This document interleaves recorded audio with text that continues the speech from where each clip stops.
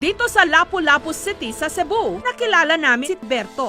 Kwento niya, minsan na raw napasa kanya ang pinaka-inaasam-asam ng lahat na winning lotto ticket. December 2015, pagkatawid niya, himalang may nakita siyang lotto ticket na meron ng mga nakamarkang numero. May kung anong meron daw sa lotto ticket na yon na nabato-balani siya.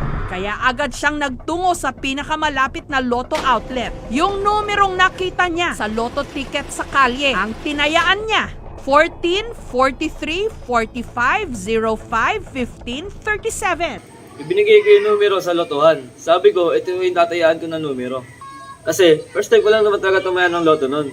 Puro ending at wedding lang naman talaga tinatayaan ko. Pero hindi pa ako nananalo. Kasi kung mananalo man, ubos din kasi sa sobrang daming bumabalato. Kinabukasan daw nun, ang tinayaan niyang mga numero, di umano, tumama ng jackpot na 89 million pesos. Kinuha ko yung cellphone ko at tinignan ko sa internet kung anong numero ang lumabas sa loto nung araw na yun. Nung kinuha ko na yung ticket na tinaya ko, pagtingin ko, sakto lahat ng numero lumabas. Sabi ko pa nga nun sa sarili ko, sa wakas, mayaman na ako. Gusto ko talaga makuha yung pera kasi sino ba naman na ayaw maging milyonaryo, di ba? Para na makakain kami ng masarap kasi lagi na lang ang ulam namin ay lugaw with rice. Kapag sinwerte, makapag-ulam kami ng itlog with egg. Makalipas ang 3 taon, ang bahay ni Berto marupok at hindi pa rin matapos-tapos. Wala rin silang kuryente at tubig. Malayong malayo sa buhay, milyonaryo o tumama ng loto. Kapag umuulan, palagi kami nababasa kasi laging tumutulo yung bubong namin. Kapag mainit naman, hindi tumutuloy yung bubong namin. Hindi ko rin naman kasi mapaayos kasi ang daming utang sa Bombay. Anong nangyari sa di umano'y 89 million pesos na na-jackpotan niya sa loto? Ayon kay Berto, ni hindi nga raw niya ito kailanman nahawakan.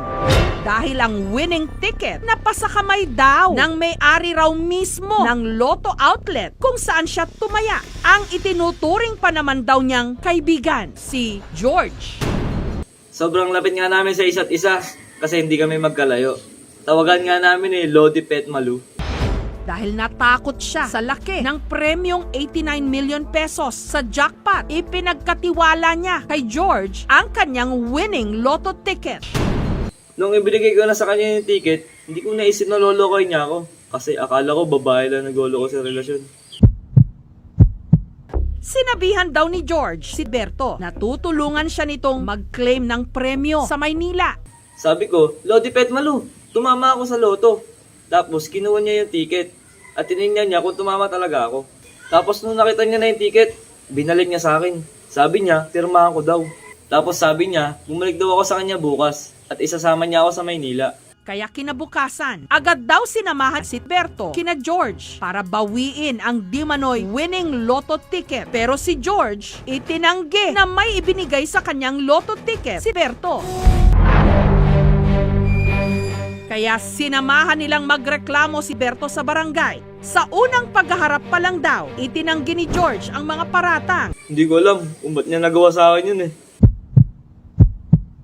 Lumapit pa nga raw sila sa isang albularyo na nagsabi na ang winning lotto ticket daw ni Berto nasa pamangkin ni George. Sabi po nung albularyo, nasa pamakin niya daw po yung ticket. Yun daw po ang may hawak. Lumakas pa raw lalo ang kanilang kutob nung sa mga sumunod na taon, biglang lumaki ang bahay ni na George. Nagkaroon din daw ng bagong van. Kaya naman ang simpatsya ng mga tiga-barangay Mactan napunta kay Berto. Sana makuha niya na yung panalo niya para makapag-inuman na kami. Dahil kasi mangga yung pulutan namin sa inuman Sana makuha niya na yung tama niya. Babalato kasi ako sa kanya. Samantala, matapos ang 3 taong pananahimik, sasagutin na raw lahat ni George ang mga ipinupukol sa kanyang akusasyon sa kondisyong hindi ipapakita ang kanyang mukha. Pinagdidiinan niya, wala raw inabot na lotto ticket sa kanya si Berto. Nagulat na nga lang daw siya nung pumunta si Berto at hinahanap sa kanya ang di manoy nanalo nitong ticket. Hindi po totoong nanalo sa loto si Berto. Dahil sa ending po siya nanalo. Wala akong kinukuhang ticket.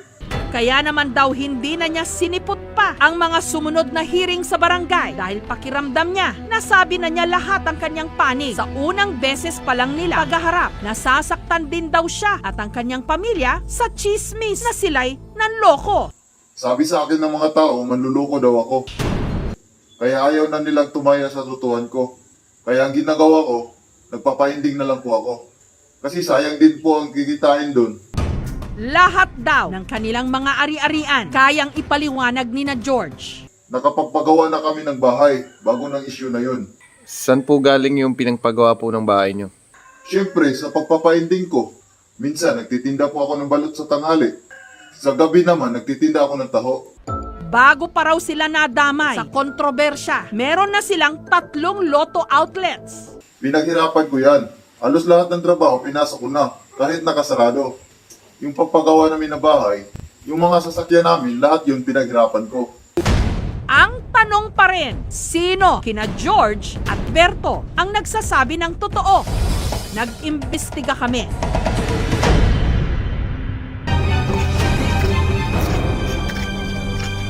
Sir, pwede po magtanong? Ano po yun? Totoo bang may nanalo sa loto nung December 4, 2016? Ha? Hindi ko alam eh. Magwi-waiting lang kasi ako eh. Boss, tataya ka? Boss, ano bang tumama? 721, baka paborito mo yung number mo. Talagyan ko na. Sige boss, sige.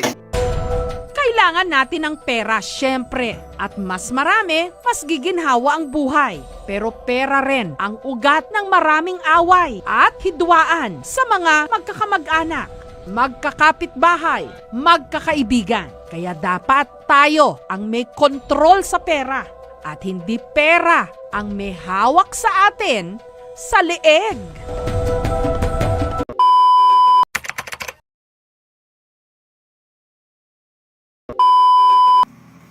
Yo, shout out pala sa aming kapitan na si Boss Alan Expression. At shout out din ka pala kay Ate Iday. Shout out din kay Ate Emily. At shout out din sa aking tatay na sa probinsya ngayon. At shout out sa aking mga kapatid na si Jomar, si Hanilin, at saka si Michael James. Shout out din pala sa Team Batang Kurba. At shout out sa Team Supas. At shout out din pala si kay Paring Bawi.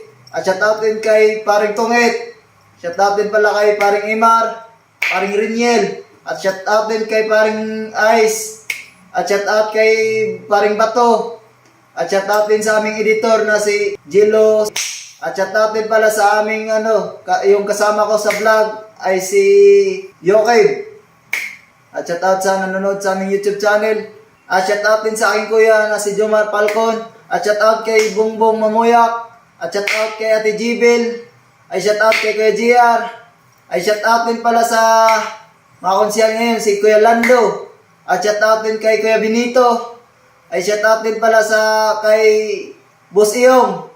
At shout out kay Ate Maya. At shout out din pala sa aming si tito ko ay si Jerry Punay.